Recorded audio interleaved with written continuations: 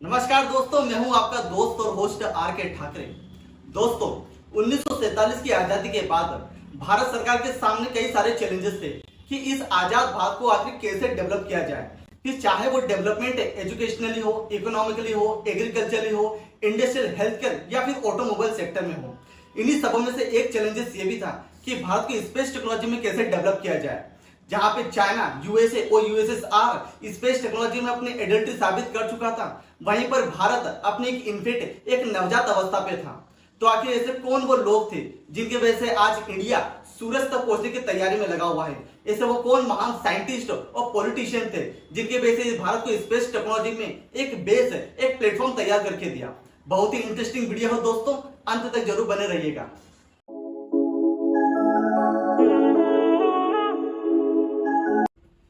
दोस्तों, आज के हमारे वीडियो का जो टॉपिक है उनका नाम है डॉक्टर विक्रम अम्ला साराभाई। जी हाँ, वही साइंटिस्ट जिन्हें internationally father of Indian space organisation के नाम से जाना जाता है। तो आइए शुरुआत करते हैं आज की वीडियो की। दोस्तों, डॉक्टर विक्रम अम्ला साराभाई जी का जन्म 12 अगस्त 1919 को अहमदाबाद, गुजरात के एक रिच जैन परिवार में हुआ था। इनके फादर अम्ला साराभाई एक प्रसिद्ध बिजनेसमैन थे जो कि फार्मास्यूटिकल, ड्रग और टेक्सटाइल इंडस्ट्री में डील किया करते थे। वह इनकी मदर थी सरला देवी जी। इनकी वाइफ का नाम था मृणालिनी जी जो कि एक क्लासिकल डांसर थी, और इनकी दो संतानें। बेटी का नाम है मल्लिका जो कि एक प्रख्यात भरतनाट्यम डांसर, एक्ट्रेस और सोशल एक्टिविस्ट है। वह इनके बेटे कार्तिकेय जो अपने पिता की तरह ही साइंस और टेक्नोलॉजी में एक्टिव है, साथ ही साथ वह एक एनवायरमेंटलिस्ट भी है। शुरुआती दौरों में साराभाई जी ने अपना higher education Gujarat Ahmedabad college से किया। बाद में ये यूनिवर्सिटी ऑफ कैम्ब्रिज इंग्लैंड चले गए, जहां पे इन्होंने नेचुरल साइंस की स्टडी की। सन 1945 में साराभाई जी ने कॉस्मिक रे इन्वेस्टिगेशन इन ट्रॉपिकल लैटिट्यूड पे स्टडी की और ये बताया कॉस्मिक रे अर्थ की पोलर साइड पे सबसे ज्यादा होती है, वहीं इक्वेटर पे सबसे कम होती है। दोस्तों, कॉस्मिक रे हाई एनर्जी रेडिएशन का एक प्रकार होता है जो कि अर्थ के सोलर सिस्टम के बाहर जनरेट होता है, और जब ये अर्थ की अपर एटमॉस्फेरिक लेयर पे आके टकराती है तो शावर पार्टिकल जैसा स्ट्रक्चर क्रिएट करती है। इसी बात को साराभाई जी ने अपनी स्टडी में बताया था। 1947 में जब साराभाई जी आजाद भारत में आए, तब इन्होंने अपने कुछ दोस्तों के साथ मिलकर एक कई सारे रिसर्च इंस्टीट्यूट और एजुकेशन सेंटर की स्थापना करी, और इसमें इनका साथ दिया था उस समय की रूलिंग पार्टी कांग्रेस ने। ये रिसर्च सेंटर कौन कौन से हैं, आइए इनको आके डिकोड करते हैं। सबसे पहले इन्होंने स्थापना करी फिजिकल रिसर्च लेबोरेटरी की 11 नवंबर 1947 को अहमदाबाद, गुजरात में। तब इनकी उम्र मात्र 28 साल थी और उन्होंने अपनी स्टडी कॉस्मिक रे को और आगे स्टडी किया। बाद में इन्होंने स्थापना करी Indian institute of management Ahmedabad, Gujarat में ही, जिसकी नींव रखी थी भारत के पहले प्रधानमंत्री पंडित जवाहरलाल नेहरू ने, और साइंस और टेक्नोलॉजी को आगे बढ़ावा दिया। फिर उन्होंने स्थापना करी faster breeder test reactor Kalpakkam, Tamil Nadu में। इसको डिजाइन और कंस्ट्रक्ट करा था Indira Gandhi centre for atomic research और भाभा एटॉमिक रिसर्च सेंटर ने मिलकर। यहाँ पर प्लूटोनियम कार्बाइड और यूरेनियम कार्बाइड के मिक्सर से एक फ्यूल तैयार किया जाता है जिसको न्यूक्लियर रिएक्टर में यूज किया जाता है। बाद में इन्होंने वेरिएबल एनर्जी साइक्लोट्रॉन प्रोजेक्ट की स्थापना करी कोलकाता, बंगाल में, जहां पे न्यूक्लियर पार्टिकल एक्सेलरेटर और न्यूक्लियर रिएक्टर में स्टडी किया जाता है। फिर उन्होंने स्थापना करी electronic corporation of the India limited 11 अप्रैल 1967 हैदराबाद में। जी, ये वही electronic corporation of the India limited है जहां पर भारत की इलेक्ट्रॉनिक वोटिंग मशीन और वीवीपैट मशीन को तैयार किया जाता है। फिर इन्होंने स्थापना करी uranium corporation of the India limited 1967 Jaduguda, Jharkhand में, जहां पे यूरेनियम का उत्खनन किया जाता है। दोस्तों, आज भी भारत में यूरेनियम का भंडारण मात्र 15 से 20% ही है, लेकिन वो साराभाई जी ही थे जिनकी वजह से इसका उत्खनन स्टार्ट हुआ था।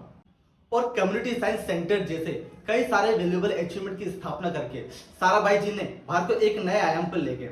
लेकिन इन सब में से इनका सबसे ग्रेट अचीवमेंट रहा उस चीज की स्थापना करके जिससे भारत को स्पेस और टेक्नोलॉजी में एक नया आयाम दिया। जी हाँ, हम बात कर रहे हैं इंडियन स्पेस रिसर्च ऑर्गेनाइजेशन की, जिसकी स्थापना 1962 में की गई थी, और पहले इसका नाम Indian national committee for space research था। बाद में पंडित जवाहरलाल नेहरू जी ने इसका नाम बदल के इंडियन स्पेस रिसर्च ऑर्गेनाइजेशन रख दिया गया था 15 अगस्त 1969 को। चूंकि साराभाई जी का फैमिली बैकग्राउंड आर्ट को भी काफी सपोर्ट करता था, इसलिए इन्होंने अपनी वाइफ मृणालिनी जी के साथ मिलकर दर्पण एकेडमी ऑफ परफॉर्मिंग आर्ट की स्थापना करी। साथ ही साथ मंच दिया कई सारे क्लासिकल डांसर, एक्टिंग और आर्ट्स की फील्ड में। डॉक्टर होमी जहांगीर भाभा के साथ मिलकर साराभाई जी ने एक लॉन्चिंग स्टेशन की स्थापना करी थिरुवनंतपुरम, बेंगलुरु में। बाद में साराभाई जी ने एक सैटेलाइट को भी लॉन्च करा जिसमें सोडियम वेपर पेलोड का इस्तेमाल किया गया।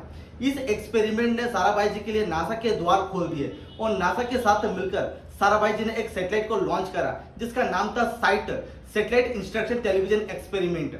दोस्तों ये एक कम्युनिकेशन सैटेलाइट थी जिसका मेन ऑब्जेक्टिव था इकोनॉमिकली बैकवर्ड और एकेडमिकली इलिटरेट रूरल लोगों को सैटेलाइट ब्रॉडकास्टिंग के थ्रू एजुकेट करना। ये प्रोग्राम पूरे एक साल चला, अगस्त 1975 से लेकर जुलाई 1976 तक, और इसने भारत के 6 राज्यों के 2400 से ज्यादा गांवों को कवर किया।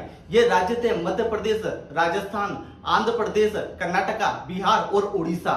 इस प्रोग्राम को प्रोड्यूस किया था ऑल इंडिया रेडियो ने और इसको ब्रॉडकास्ट किया था नासा के द्वारा। इसको सपोर्ट किया था ITU, UNDP, यूनेस्को और यूनिसेफ ने। दोस्तों ये प्रोग्राम भारत के लिए मील का पत्थर साबित हुआ। बाद में इसी प्रोजेक्ट के द्वारा इंडिया ने खुद का अपना कम्युनिकेशन सैटेलाइट को स्टैब्लिश करा जिसका नाम था इंडियन नेशनल सैटेलाइट सिस्टम्स। वो साराभाई जी की ही शुरुआत थी जिन्होंने टेक्नोलॉजी सेक्टर में एक नए इंडिया की नींव रखी। बाद में कई इंटरनेशनल ऑर्गेनाइजेशन के साथ मिलकर भारत में टेलीविजन और कम्युनिकेशन को लोगों के घर घर पहुंचाया। ये प्रोग्राम मील का पत्थर साबित हुआ। बाद में इसी प्रोग्राम के साथ मिलकर इंडिया ने खुद का एक टेली कम्युनिकेशन सैटेलाइट को स्टैब्लिश करा जिसका नाम था Indian national satellite system. United nation development programme ने $5 लाख की मदद से अहमदाबाद गुजरात में experimental satellite communication earth station की स्थापना करी। वहीं $1.5 लाख की मदद से गुजरात के खेड़ा डिस्ट्रिक्ट में एक टेलीविजन स्टूडियो की स्थापना करी। साराभाई जी चंद्रशेखर वेंकट रमन जी को अपना मेंटर मानते थे और उनसे एडवाइस दिया करते थे। डॉक्टर होमी जहांगीर बाबा और साराभाई जी ने फिजिक्स, एस्ट्रोनॉमी, स्पेस टेक्नोलॉजी और सैटेलाइट में एक नए भारत की शुरुआत करी। इन दोनों को रॉकेट बॉयज के नाम से जाना जाता था और इन पे एक वेब सीरीज भी बनी है। बाद में इन रॉकेट बॉयज ने एक ऐसे इंसान को अपने साथ मिलाया जिन्होंने बैलिस्टिक मिसाइल और लॉन्च व्हीकल में क्रांति लेके आए। जी हाँ, हम बात कर रहे हैं 11 president of India doctor APJ Abdul Kalam, जिन पे फिर किसी वीडियो पे जरूर बात करेंगे। दोस्तों रिसोर्सेज ये बताते हैं कि साराभाई जी डॉक्टर APJ अब्दुल कलाम से इंडिया की first generation satellite launch vehicle 3 पे डिस्कस कर रहे थे। इस कॉल के ठीक 1 घंटे बाद ही साराभाई जी को एक कार्डियक अरेस्ट आया और मैच 52 साल की ही उम्र में साराभाई जी 30 दिसंबर 1971 को इस दुनिया से अलविदा किए गए और पीछे छोड़ गए वो महान विरासत और इंस्पिरेशन जिसे आज के साइंटिस्ट आगे लेके चल रहे हैं। भारत सरकार ने साराभाई जी को 1966 में पद्म भूषण और 1972 मरणोपरांत पद्म विभूषण से नवाजा। इनकी फर्स्ट डेथ एनिवर्सरी पर इंडियन पोस्टल डिपार्टमेंट ने इनके नाम पे एक पोस्टल स्टाम्प भी रिलीज करा था। और अब आदित्य L1 जैसे मिशन इंडिया लॉन्च करने की तैयारी में है और हमें पूरा भरोसा है जैसे अब तक के मिशन भारत के सफल रहे हैं वैसे आदित्य L1 भी जरूर सफल रहेगा और इंडिया की स्पेस टेक्नोलॉजी की पावर को एक स्टेप और आगे लेकर जाएगा। दोस्तों वो डॉक्टर विक्रम अम्ला साराभाई ही थे जिन्होंने इंडियन स्पेस टेक्नोलॉजी का भूमि पूजन किया था, उसकी नींव रखी थी और उनके इस मिशन का साथ दिया था कई साइंटिस्टों ने जिसमें शामिल है डॉक्टर रामानाथन, डॉक्टर चंद्रशेखर वेंकट रमन जो इनके एडवाइजर थे, doctor Homi Jehangir Bhabha, doctor APJ Abdul कलाम, डॉक्टर शांति स्वरूप भटनागर, राजा रमन्ना और ऐसे कई स्पेस इंजीनियर, न्यूक्लियर साइंटिस्ट और साइंटिस्ट जिनकी वजह से इंडियन स्पेस टेक्नोलॉजी को उसकी नवजात अवस्था से लेकर युवा अवस्था पे लाकर खड़ा करा। परिणाम स्वरूप भारत ने अपने सबसे पहली सैटेलाइट आर्यभट्ट को लॉन्च करा 19 अप्रैल 1975 को और भारत ने ऐसे कई मिशन लॉन्च करे और उन पर सफलता हासिल करी जिसमें मेजर प्रोजेक्ट शामिल है Indian national satellite systems, Indian remote sensing systems, Gagan mission, satellite launch vehicle 3, ASLV, PSLV, Chandrayaan first, Mangalyaan, India heaviest satellite GSLV mark 3, India partially successful mission Chandrayaan 2 और एक रिसेंटली सक्सेसफुल मिशन चंद्रयान 3 जिसने मून के साउथ पोल पर उतर के एक अलग ही इतिहास रच दिया और भारत की स्पेस टेक्नोलॉजी का डंका पूरी दुनिया में बजाया। दोस्तों हमारी कोशिश रही है कि साराभाई जी के 52 साल के जीवन में जो उनके मैक्सिमम अचीवमेंट्स, प्रोजेक्ट, मिशंस उससे आपको अवगत कराया है। अगर आपको हमारी वीडियो इंफॉर्मेटिव लगती है तो प्लीज इसे लाइक, शेयर और सब्सक्राइब जरूर करें।